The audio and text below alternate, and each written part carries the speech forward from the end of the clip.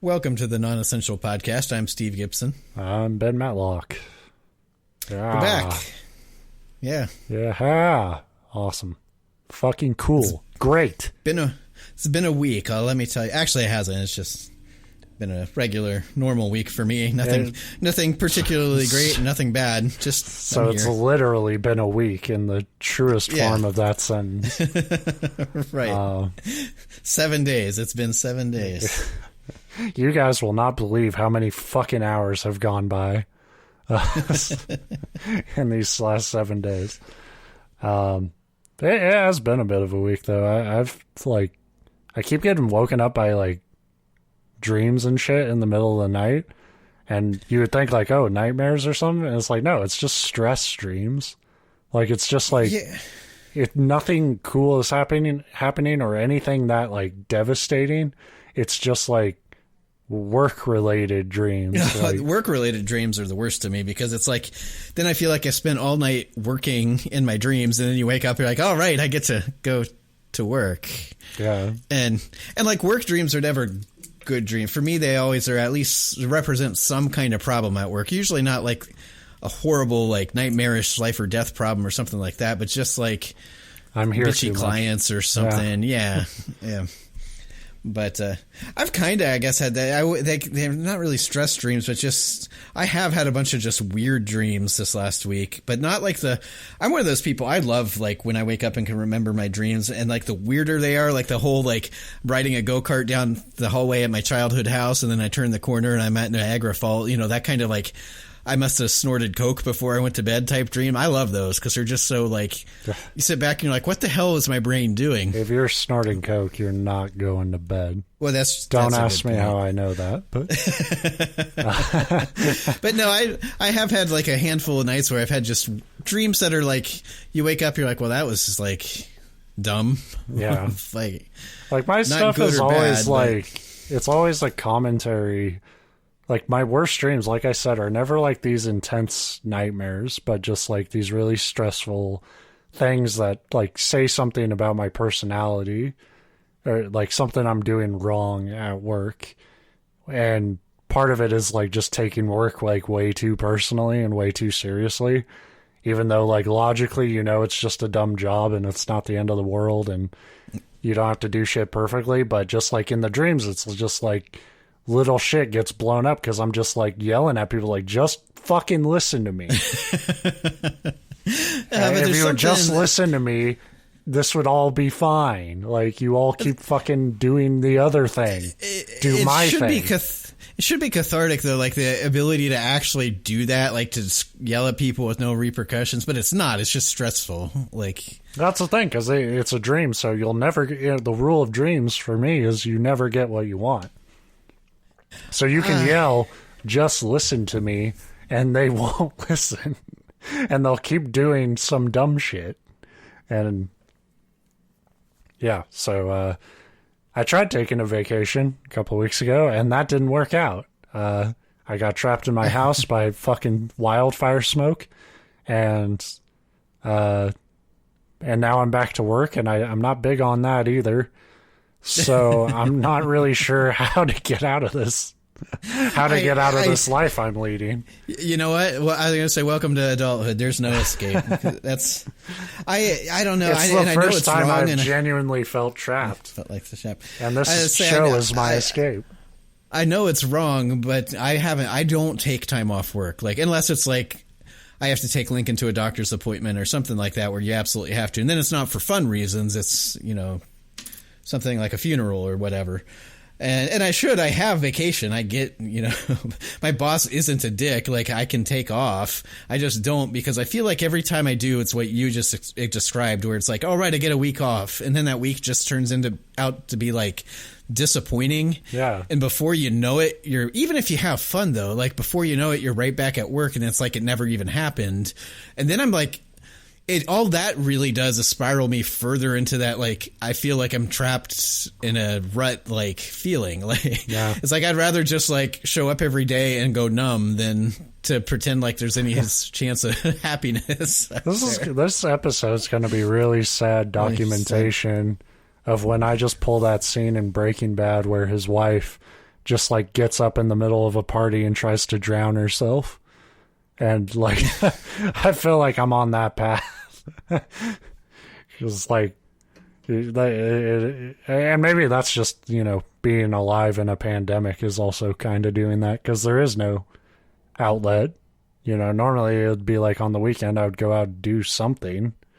Even if it was just go out for like 15 minutes and be like, I want to be home.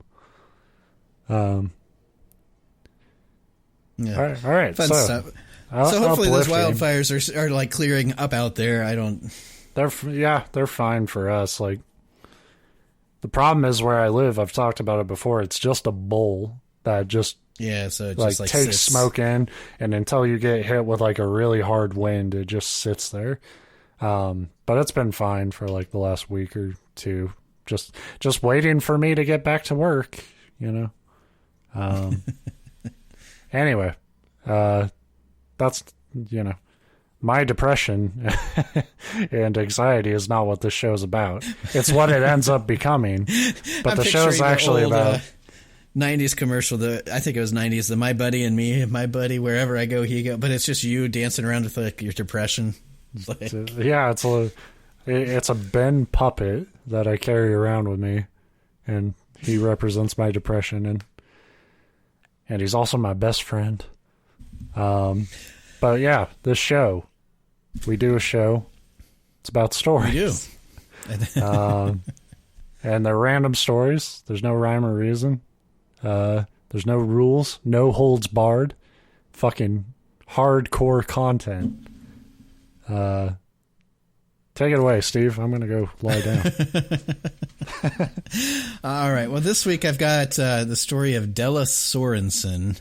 Although I wanted to warn up front, like, if you catch me calling her Donna, I got about 3/4 of the way through my notes realizing I was typing Donna every time I type her name, and then it's like, that's not her name. So and I think I corrected it.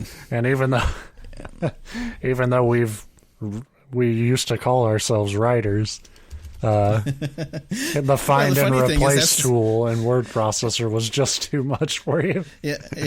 Well, the names just vex me, apparently. I screwed it up in my own creepypasta that first time we did that was so fucking funny.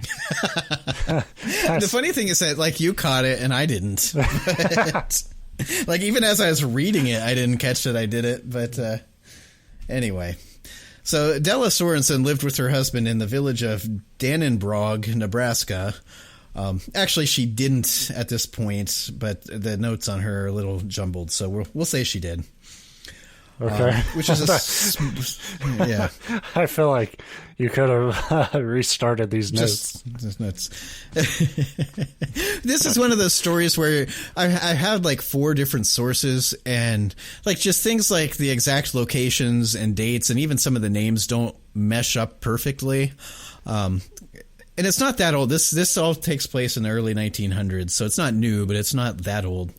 But a lot of the story comes from like newspaper clippings, and apparently like the requirements to be a journalist to have a newspaper back then aren't very good. I don't think they are today for some cases. Now, right. Anyway, so she lived with her husband in a village of Dannenbrog, Nebraska, which is a small village located in Howard County, Nebraska. If living in a small village in Nebraska in the early 1900s wasn't sad enough, before she even reached the age of 28, Donna would bear witness to a staggering number of personal tragedies. So her string of bad luck began with the death of her sister-in-law's infant daughter, Viola Cooper, who had fallen ill and passed away in July of 1918. But 2 years after that, Della's husband, Joseph Weldman, would suddenly die of illness, followed shortly thereafter by the death of his elderly mother, Wilhelmina Weldman, who likely died from complications of trying to pronounce her own name. That's what I determined. It's like she got old and somebody said, "What was your name?" And she said, "Wilhelmina," and her head just fucking exploded. It's pronounced. Blood just poured out of her eyes and her mouth, and she was gone. I'm going to call you ma'am. So within 2 years or so, two and a half years, she had lost 3 people in her close family. But just a year after her mother-in-law's death, Della's 8-year-old daughter, Minnie Wildman, fell ill and then died. 11 months later, 4-month-old Clifford Cooper, who was the son of her former sister-in-law and brother of the late Viola Cooper, who, as I mentioned, had died 3 years prior, also suddenly died. So, losing 5 close family members, including your husband and your own child, in the span of only 3 years would be tough for anybody to deal with. Not me. That's probably true. I know how you handle grief, as you like joke about it. So everybody would be like, "Oh my God, Ben, I can't believe I'm so sorry," and you'd be like, "Oh well, they were all jerks anyway." Ha ha ha. That's my good bit. That's my death humor. Well, fuck them. Ba-da-da. The problem is I don't know enough about your family to come up with an actual Ben death humor joke, but I could see if it was your brother, you'd be like, "Well, I guess the switch is mine now." Well, it's just like, the example of humor is like when my dad went hunting and he fell into he tripped into a hole and knocked himself out. Like, he could have died from that, and I still would have laughed just as hard as I did when I found out he was just knocked out. Yeah. Well, I mean, in fairness, it's funny to fall in a hole. It's like, the most cartoon way you can die.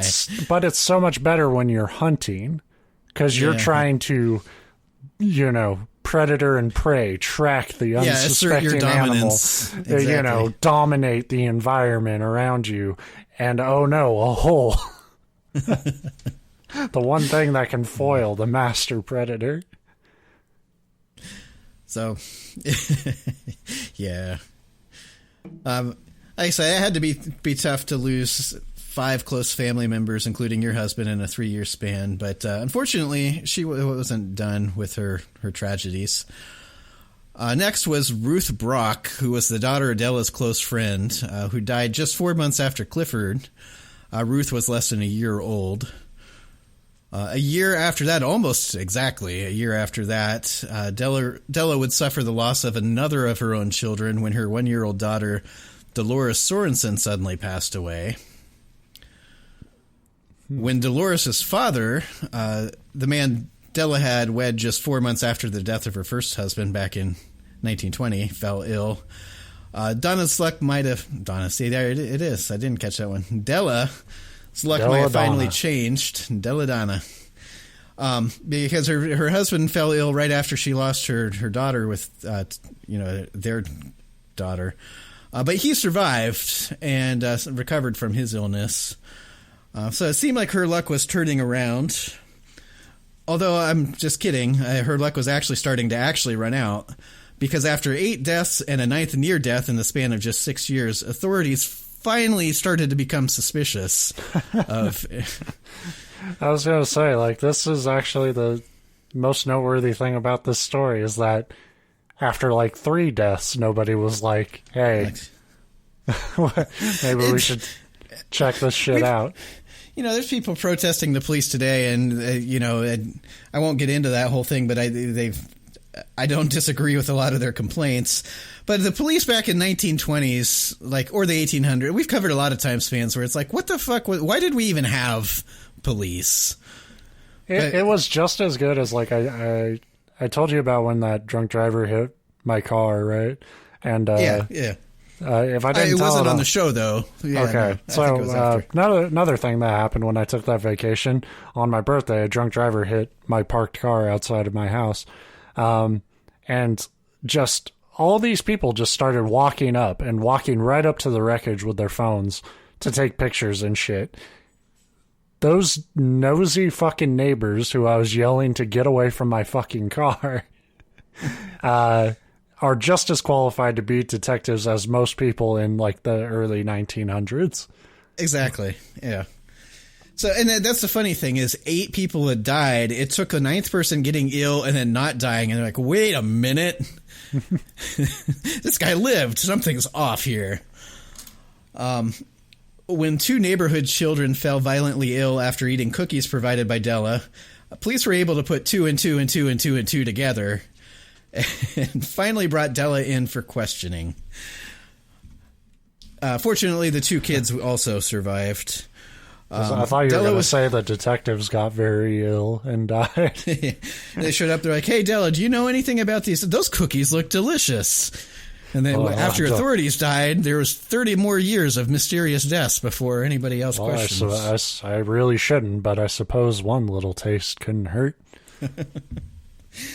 So, yeah, after her husband fell ill and then recovered, and then the biggest thing was when the 2 kids ate the cookies and got very sick and then survived, they realized that they should probably at least ask some questions.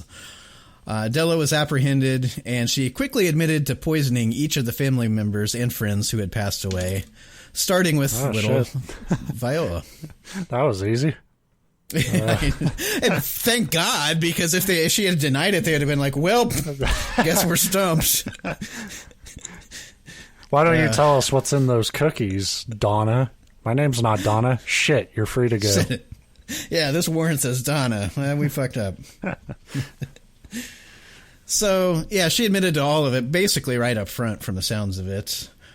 We've covered serial killers enough on this show to know that more often than not, the killer's real motives are hard to pin down. In this case, Della made it much easier. She basically walked the detectives through each murder and explained why she did it. So that's where we're going next. All right, let's to the play-by-play breakdown. Of a serial poisoner. It was very interesting writing these notes because you like go through all the tragedies and then you're like, oh, now I can go back and like relist them, but this time with some context. Yeah, I just imagine her at like the little tablet screen that like Monday Night Football has, where it's like. Well, see, I'm gonna drop the poison here at this arc here, and they're gonna do a cross-up pattern, go right for the cookie. That's the reason why this is a genius play. Today's grid and grinder. The infant Viola Cooper, who was the first one killed, and then her brother, who was born 3 years later. So it's like one of those, they were siblings, certainly, but they never were alive at the same time, and neither of them lived very long. But she said she killed the kids for punishment, to punish the mother, who was her sister-in-law, who Della claimed had been gossiping about her. So that seems like a pretty reasonable response. Shut that bitch up. Huh? Right. And it's always good. Got nothing to say now, huh? It's always fun when your like justification is, I wanted to get back at her, but I never explained that I did it on purpose, and I let her think it was natural causes. So that really taught her. Ha ha. Her next victim, her husband Joe, or it was Joseph, but he went by Joe, I guess. He was poisoned after an argument, which admittedly is a very good way to win an argument because they can't really, Joe's killing was followed by the killing of his mother, who Della claimed was too old and feeble and childish and was just a burden in general. In Della's defense here, I'm sure this wasn't the first mother-in-law to be killed for those exact reasons. Like, the person you're married to is out of the picture, but your mother-in-law is still around. It's like, let's try this again. Yeah, I mean, in for a penny, in for a pound, I guess. Yeah.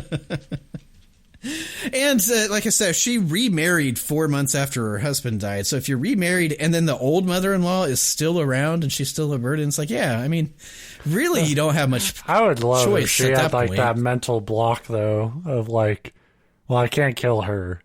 So she just has this old woman who's a pain in her ass. Yes. Like, she tries, but the fucking woman just never dies. I think about that a lot. There was that, and I don't remember his name, but the guy that I had done way back, I think it was when we were still doing 2 topics per episode. Yeah. Who, the homeless guy that a bunch of people at a bar decided to try to off, it was a life insurance scam. They took life insurance out against him. And man, it was comical, the things that they did to try to kill this guy. And he kept there would be days where he would disappear, or times they would do something and he'd disappear for like a week at a time. And they think, he crawled off and died. And then all of a sudden he'd just walk in and get a drink. And they were all like, what the fuck? So it would be more comical if they didn't actually end up succeeding in the end, which they did, except for they got caught. So. whatever. But anyway, yeah, I think about that almost every time we do a serial killer episode now. It's like, man, I love the idea of the victim just like nothing phases them. Just that Mr. Magoo type shit of just somebody completely oblivious to how badly somebody wants them dead, but ultimately is unaffected by it. Yeah, right. So after her mother-in-law, the next victim was her own daughter, Minnie. She was killed because she had actually fallen ill with a real disease called St. Vitus's dance, which, I had to Google because what the hell is that? Turns out it's another name for chorea and is a neurological disease which causes random jerky motions of the hands and face. And it's rare, but it's not that rare, especially back then, a side effect of the strep virus, the streptococcus. Interestingly, though, it's also a disease tied to some of the theories about the dancing mania, which is, of course, like I think your very first topic. No, my first topic were Japanese monsters. But okay, so I think that was like episode 2. 2, yeah. Yeah, so when because I looked it up, I'm like, what the hell is St. Vitus's dance? Like, it wasn't even St. Vitus's dance disease. They just call it his dance. And then that was like the very first thing that pops up is there's theories, although after like your show, again, you can look that up. It's episode 2 or I think you're right. I don't think it was 3. Very interesting, but I don't think that that's a very credible theory for that circumstance. I think it's just more likely that across the world, people felt the beat and had to get going. Right. So anyway, she said she couldn't do anything to help her daughter recover from the ailment, so that poisoning was actually an act of mercy. Although, and I didn't dig that far into the disease at that point, but it sounds like it is something that's treatable. The physical parts of it you can treat with therapy, and the rest is really just treating the strep disease. So I don't know how advanced the treatments were in the 1920s, but now it seems like something that you certainly wouldn't like just put somebody out of misery. I gave her and the strep wouldn't die. Right. Clifford Cooper, again, was the next child to die, which, of course, like I said, he was the brother of the first victim, so it was all had to do with his mom gossiping about Della behind her back, though I imagine it was increasingly like she was increasingly right to talk about Della behind her back as all these people started to die around her. I mean, you would think you would start gossiping about that, but Della had none of it, so she did it again. Well, I'd just go out on a limb and say, like, if you talk shit about somebody, don't eat shit from them, like. Well, that's the thing. It's like you could say, look, if she was talking that bad of stuff about her, and it would be easy to assume that after the death of her first child, she maybe had her suspicions, but apparently not, because you wouldn't keep bringing your infant kids around this woman if you thought in any way that she was responsible for the death. At least I wouldn't. Right. So that tells me that, maybe they were talking behind their back like most people do to one extent or the other, but it doesn't seem like it was like, oh, Dell is this horrible person and you shouldn't hang out with her, because she was clearly trusting her infants erroneously to this woman. Ruth Brock was the next victim, and that was the infant daughter of the family friend. Della said that she was slain because she felt that her mother didn't love her enough and she needed to put the baby out of her misery. So, again, a simple act of heroism. Mercy. Right. Depending on how fucking crazy you are. The last victim was Della's other daughter, Dolores. But she wasn't the last to be poisoned, like I said, but she was the last to actually die from it. And she was killed apparently because Della was tired of the child sniveling and crying. I think I might have said it earlier. I think Dolores was like 4 when for all the children poisoned, she was one of the older ones. A lot of them were just around a year old or younger, which, well, that makes it right up the alley of non-essential podcasts. Well, murder and babies. We'll just let the record show that I vehemently condemn this, and I am not at all the man who on a previous podcast years ago suggested a boy should be crushed by a boat, not even at sea. Yeah, just have a boat. I just wanted a boat to fall on a child. That wasn't me. No. And there's no record of that. Nobody listened to that show. We didn't keep an archive of that one, so you're safe. Yeah. So those were her explanations for the killings. Under questioning, she also admitted that she just kind of liked funerals. She liked the ceremony. She liked the dressing up. She liked seeing everybody sad. And this is the most serial killer part of it all. She liked that she had the ability to control it. She was the one that was making people feel this way. See, this was before you could just, it was socially acceptable to throw a goth party. You know? Well, that's the thing. You is had to back make then, a reason. You didn't have the internet to troll people and make them miserable that way. So you just had to murder their babies, and then you're like, ha ha ha, they're sad. I got them. Yeah. So yeah, clever trick, Donna. It started out with of course, you start to hear her reasoning for these murders, and you think, well, she can't be mentally sound. And then you get to the end, and you're like, oh yeah, no, she's just classic, psychopath. I don't know, psychopath. Yeah, I guess psychopathic. Fucking murderous. Yeah, it's just a classic serial killer. She did like the control, the feeling of being able to toy with other people's emotions. And she liked the feeling of having gotten away with it each time. Yeah. So Della was deemed mentally unbalanced. So basically it's the insanity defense, which I thought the actual insanity defense didn't come around until later. This was in 1928, I think, around 26, 28, when she finally was caught and whatever. But because she wasn't found, sane, she was never actually charged with murder. Instead, she was committed to an asylum, which, honestly, we've talked about this before. That might actually be a worse fate than being found guilty of murder. Likely, if they found her guilty of murder for 8 people and 6 of those being babies, they probably would have put her to death, even though it was pretty rare to put women to death. And I don't know where Nebraska fell on that in the 20s. But an asylum was not really a fun place to go. They did say, and it's one of those things, and we see it a lot today, they flat out said they weren't going to charge her with murder because of her, mental state. But the prosecutor said if they let her out for any reason, if they tried to say, okay, she's cured, then we will charge her with the murder charges. So they were just going to keep them in their back pocket. They did want to make sure that she never actually returned to society. And she didn't. She lived in the asylum for about 20 years before passing away in the 40s. So. From the very same poison cookies she had used so effectively. Yeah, ironically, her the 2 children in the neighborhood that she failed to poison finally hatched a plan to poison her back. But so that's it. Like I said, that would be the movie. They made a movie about this woman. Hansel and Gretel's Revenge. The gritty, realistic take on Hansel and Gretel that we've all been waiting for. Because they haven't done any of those before. So well, yeah, it's a relatively Gretel, short story this week, but very much like what we tend to cover, like the poisoning serial killers. And it was interesting to me that she just randomly started doing it in her 20s for, she listed all these reasons, but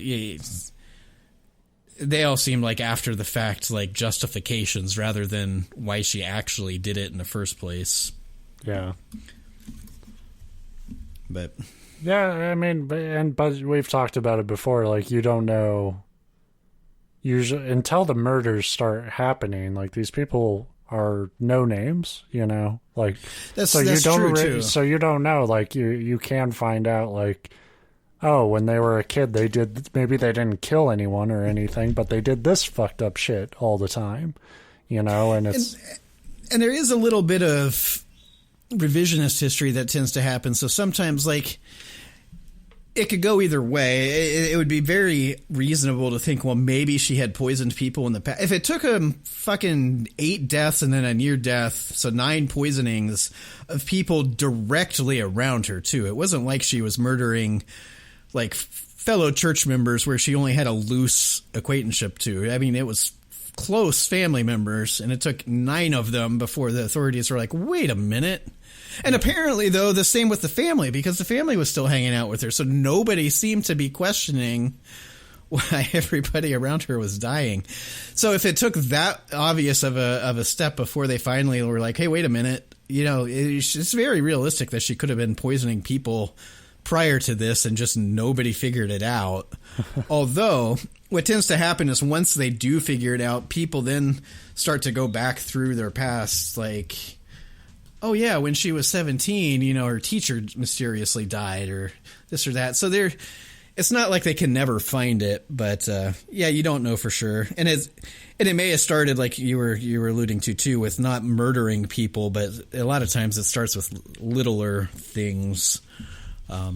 There are signs. Sometimes it's not obvious, and a lot of that stuff got, you know, it got taken as a criteria mistakenly, where it would be like, oh, if you hurt animals when you were a kid, you fit the serial killer profile. If you wet your bed up to an unhealthy age, you fit this profile.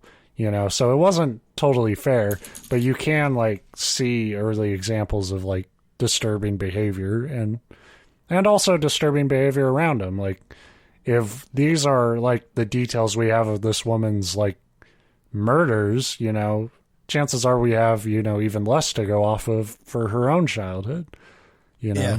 Yeah, that's the thing is none of the, you know, and I did find that interesting and kind of rare for these serial killer stories from recent, you know, history, you know, post 1900.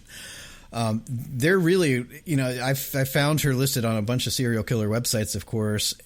There was no mention of her life prior to the death of Viola, really. Like, it didn't talk about where she was born, who her parents were. I'm not saying you couldn't dig and maybe find it, but the fact that it wasn't included, generally that's kind of included in the serial killer profile because, like you said, you can...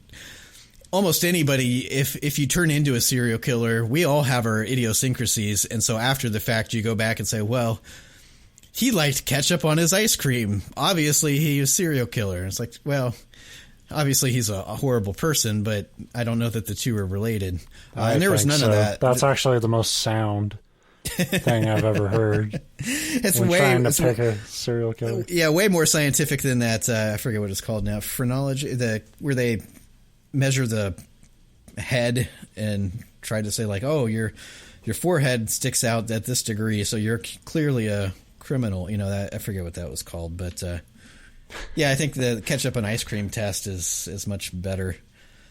Does this look good to you? Like it looks like strawberry syrup or something on a sundae, and they'll be like, yeah, it's ketchup, you sick fuck. I was right. I'm pretty impressed with myself. Phrenology is what that's called. But yeah. It's kind of like the Blade Runner, the test for the androids. You test for serial killers by like showing a picture of ketchup on ice cream and just measuring their physical reaction to it. Anything short of like gagging, you're like, yep, this person needs locked up. Just show me think ketchup on a sundae and I just start sweating. I think because we didn't see a lot of these murders until she moved to that Dannenbrog, Nebraska, that clearly the cause and effect is Dannenbrog, Nebraska turns you into a serial killer. It's like the original Silent Hill. Right. And just lose your mind. Alarmingly, Dannenbrog is still a place, and according to Google, there's 303 people that live there. So there's 303 serial killers living in this village in Nebraska. Somewhere in the fog. And I probably just screwed us because I have a feeling like 50% of our listeners come from Dannenbrog, Nebraska. He just called us serial killers. Screw him. You know what? I'll double down on that, and I meant it. You are you're a bunch of fucking creeps. Frankly, if you listen to our show, that's also a red flag that you may be a serial killer. Fucking ketchup on ice cream loving sick fuckers. And I won't rest until you're under the jail. we'll get a cease and desist letter next week from Dannenbrog, and I'll frame that thing. That'll be great. But hi, I'm Big Dan Brog, mayor of Dannenbrog, and we sure didn't appreciate what you folks said about us. We're good, we're hardworking people. We invite you to come to Dannenbrog. See for yourself. And I would never accept that invitation. Like, I know they would fucking murder me. It would be like the village in Resident Evil 4. Yeah, We would get split up. You would get burned at a stake, and I would get fed to a giant mutant fish. I'm looking, and it seems like there's exactly two things to go to Dannenbrog for. One's their water tower, which you can see water towers anywhere. It's admittedly a nice water tower, but it's just a water tower. And then they have a building with like a mural that's got like this vista of like wheat fields and whatever you would expect out of, Nebraska, the Midwest. But it's like silhouetted inside a Viking ship. Because the first thing I think of when I think middle of nowhere Nebraska is Vikings. Yeah. The Vikings on the Oregon Trail are what I think of. That's the thing. Large swaths of land. We're sitting here dissing Dannenbrog, and it's probably the best place in the country to celebrate Leif Erikson Day. So, again, I'm good. I'm good where I'm at. So there's Della Sorenson. Well, thank you, Della. Thank you for your contribution to the show this week. Don't eat candy from Della's house, like, especially since it's 100 years old at this point. But yeah. All right, well, fuck it. Instead of trying to end this shit gracefully, we'll just end it. Then it's over. Fuck. Yeah, I've got fried chicken waiting for me. So yeah. And I suck at ending the show, as we learned last week, so it's over. I'm fucking done. See you next week. That needs fucking to be look at me. Just scream at people and tell them to get out. Get the fuck out.